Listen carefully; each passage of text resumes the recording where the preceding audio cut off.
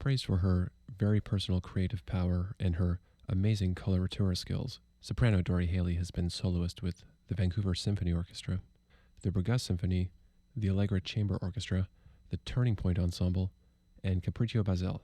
She has appeared in recitals and festivals in Europe, Asia, and North and South America. She is a member of the Erato Ensemble, the Broadway Duo, Ensemble a Tempo, and the Haley Laufer Duo. An enthusiastic performer of contemporary music, Dory has worked with composers such as Helmut Lachenmann, Diogenes Rivas, Owen Underhill, Jordan Nobles, and Chris Paul Harmon, and has created roles in Mark Haney's Omnis Temporalis and Michael James Park's Diagnosis Diabetes. The Georgia Strait called her performance of Jolisa Pancanea's The Fifth Stage one of 5 transcendent arts moments of 2015. A former visiting scholar at Harvard University's Radcliffe Institute and visiting faculty artist at the Afghanistan National Institute of Music, she currently teaches at Vancouver Community College. She is also the artistic co-director of the Blue Ridge Chamber Music Festival. Here now is my recent interview with Dory Hayley. Welcome, Dory. Thank you. Well, thank you for joining me. It's really an honor to have you as our first guest on Redshift Radio. Speaking with Jordan and Mark McGregor was the first name that came to mind. So thank you so much for joining me in studio for episode 1 of Redshift Radio. Oh, wow. It's a real honor to be at the top of your list. Well, just a little bit of background. We just heard Dory's biography, and I can say that Dory and I have known each other for several years, running in the same circles in Vancouver. That is in the new music community, and also as music educators, and generally just as friends. So here in Vancouver, Redshift Music Society is always very happy to have Dory as our go-to soprano for so many of these wonderful projects. As a launching point, the theme of this podcast, or the idea of this podcast, was kind of born of being around the house and not having any gigs, and not really knowing what the future holds for those of us that are in the gig economy, and as working musicians that are so used to audiences reaching out in person, and just the simple but very meaningful one-on-one interaction that we're used to with people, of all backgrounds, and certainly with our students as well. So I'm very curious to know, Dory, how you've been keeping during these times, looking forward, how this has affected your mindset as an artist, and specifically, we're going to talk about some of the projects you've been working on. But if you wouldn't mind just telling us how you've adapted in the last couple of months, and how you see yourself going forward in your practice. Well, it's been a long few months, I feel. I feel like I've gone through so many emotional phases in the last few months, starting from a place of real fear. No, actually, you know what? That's not true. The first thing I felt was relief to be able to slow down a little bit. I think a lot of us that have this type of career where we have a lot of different streams of work and income, we feel very pulled between all of our many responsibilities. And I felt like I had been frantically scrambling from one thing to another for about 5 years. So at first I was very grateful to be able to change the pace. And then the next thing that happened was I realized maybe I'll never sing again. And that was really scary, because then you start with all these questions of, but if I don't sing, who am I? If I don't perform, who am I? And so when these video commissions started coming in, I was very, very grateful for that. I think like you and like a lot of our friends and peers, I've done now quite a few of these different online videos, and of course they provide some welcome income. But more than that, they provide this connection back to what it is that makes us us. So I've been enjoying that. Absolutely. I was thinking, had this all occurred in another period of time, even 20 years ago, it would have been much, much more difficult for us to record ourselves, to get a reasonable audio quality, let alone video quality, and then to publish it and to actually still get an audience.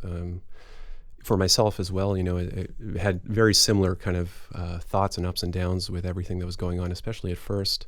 But in particular, the technological side of things is really becoming such an essential part of our practice. And I guess for me, and perhaps also for you, it's really forced me to, figure out how to do the most efficient video lessons, for example. If I'm going to be doing some streaming, recording audio, how could I get the best possible results without going the traditional route? And I found it really, really great that we have this close community here in Vancouver where we do have personal resources and people that are willing to help us record, and the composers who are always still willing to write for us, of course. Yeah, definitely. I mean, I think you're far beyond where I am in terms of the technological aspect. But I've definitely had to rely on friends to help me out to make things look and sound professional. And yeah, I think another aspect of these videos that we've been doing is that it really underlines what a labor-intensive line of work we're in, right? You get a commission to do a video, and admittedly, I'm kind of an A-type personality that worries about things, but I'll spend 2 weeks trying to decide what would be the perfect thing to record that would really reflect where I am in life and would add to the canon of videos out there. Yeah, I overthink a little bit, and then figuring out how I'm going to record something that looks professional with the limited resources I have takes another few days, and then actually recording it, and then listening to the tracks and deciding which one is the best. I really have a tough time with that. It is tough, yeah. I think that's the role, the very important role of a producer and an engineer, is to kind of guide our hands sometimes during those processes. Yeah, and just, if you have 6 takes and you can't decide which one is the best, they're probably all okay. But yeah, I find that really hard. So in the end, this 3-minute video takes 3 weeks to do. And I'd like to speak a little bit about your choice of performance in the recent Unaccompanied video series. The name of the piece is Postcard Pieces. That is Christopher Reiche. Christopher's a composer who I've played also in the past, and when I was researching this piece, actually, Dory, I noticed the title of the piece existed in another version, I believe, that was performed in a Redshift ensemble some time ago. It is a collection of miniatures which seem to be represented with graphic notation written, in fact, in physical postcards, if I'm not mistaken. But just to give you a sort of a general idea, I'd like you to perhaps discuss a little bit about the piece, your choice of the piece, and before we listen to it, perhaps you can explain some of these really wonderful and colorful extended techniques that you're using with your voice, how you decided to use these, and how the notation inspired these sounds. Yeah, well, actually, Chris had written a number of postcard pieces for Redshift several years ago, maybe almost a decade ago. Not that long, maybe 6 years ago or something. And I saw those pieces, and they were so beautifully done. I mean, he, as well as being a wonderful composer, he's a very artistic guy. So these were beautiful scores. And so I had the idea of asking him to write a few for me. He sent me these 4 absolutely stunning scores, which arrived in the mail, each one with a separate stamp. And when I got them, I thought, wow, these are so beautiful, but I didn't really have any musical impulse towards them, which explains why he wrote them, I think, in 2015 or 2016 for me, and I never had performed them. So when this opportunity came up to do the unaccompanied video, I immediately thought of these scores. I pulled them out, and strangely, I guess because of being in a different place in life and maybe being in this strange time, they immediately spoke to me and sort of told me what to do with them. So this was the first video that I did. And the process of dealing, it's too bad we're talking about these beautiful scores and no one can see them, but maybe we can put up a link. Yeah, we can. Yeah, put up a link so that people can see what I'm talking about, because I think for me, having something very concrete to deal with, but yet the requirement to use a lot of imagination in order to create an interpretation really kind of gave me a lifeline. At the beginning of the isolation period, it really allowed me to pull myself back into the feeling of being a creative person and being a musician. So it somehow was just the perfect material to be dealing with at that time. Interesting. Yeah, and so I felt really grateful to Chris for having provided that just kind of, I don't know, was like serendipity. Yeah, exactly. So two of the scores are created just with lines that he uses different colors. Each line in the score is a different color. And that reminded me a lot of John Cage's solo piece for voice called Aria, where he uses a similar technique. I don't know if that's what Chris had in mind at all, but in Cage's score, he asks you to use a different type of vocalism for each color. So I naturally thought that was a good idea. And I just like exploring extended techniques, I think.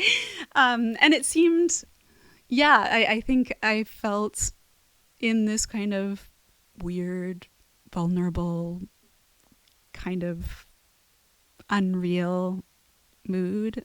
And so it's amazing how those states can inspire such imagination sometimes, right? Yeah, like just plain singing didn't seem kind of like what I was feeling. So, yeah. And I know that you and I have also been a part of different improvised ensembles as well. Mm-hmm. And sometimes I feel when I'm playing that at times you're mimicking some of the sounds I can make on the guitar and vice versa. You know, I think when I'm thinking of myself as a performer, often I can make a reference in my mind to an external source, something that's not derived from traditional guitar playing. And I'm wondering with the voice, there's so many nuanced colors and attacks and different articulations and ways of expressing different characters of color. Do you ever find yourself imitating or trying to duplicate somehow the sound or color of other instruments?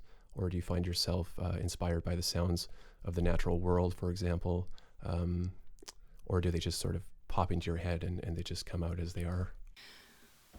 Good question. I think a combination of all of those things, but I would say above all, for me, when I'm improvising, it's an emotional thing. And I think, I've never thought about this before really, but I think that as a singer, I went through 3 degrees as a classical soprano, and all of that time is spent trying to make a perfect sound, a perfectly beautiful sound. And so when I'm improvising, I often really get a lot of pleasure out of making unbeautiful sounds, what might be called unbeautiful sounds, like creaking and croaking and screaming sometimes, figuring out ways to do those things without hurting yourself, also doing clicks and taps and those kinds of things that are outside of the normal mode of sound making. It's just interesting to me. Absolutely, yeah. And sort of taking some of these and refining them in a sense and recontextualizing them even. Yeah, and I think as a singer, basically, like, there's no way to divorce the voice from emotion. When people hear a human voice, they hear emotion. Even, even if you and I were playing the exact same line in a piece, which we could very well do, the voice is experienced as a conveyor of some type of emotion. And so exploring those kind of darker emotions, I think, is really interesting. I think it's a perfect time for us now to listen to Postcard pieces as performed by Dory Hayley, by Victoria composer Christopher Reiche. This is a part of the Unaccompanied video project series presented by the Canadian Music Centre.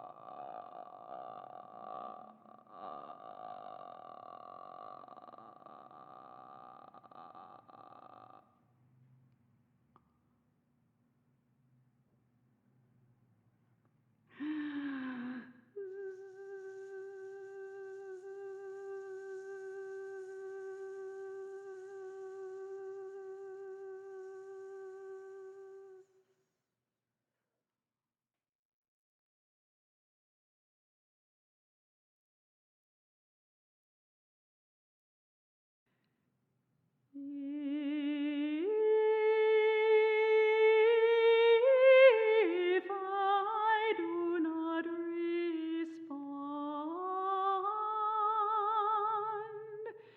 to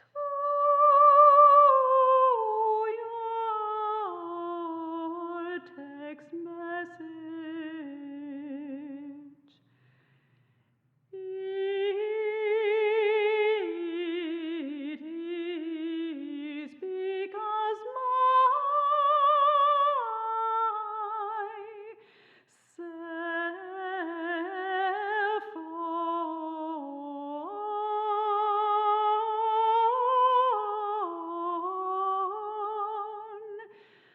has died.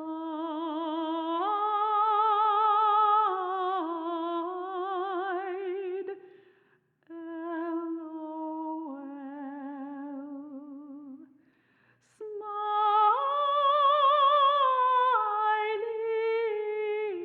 face.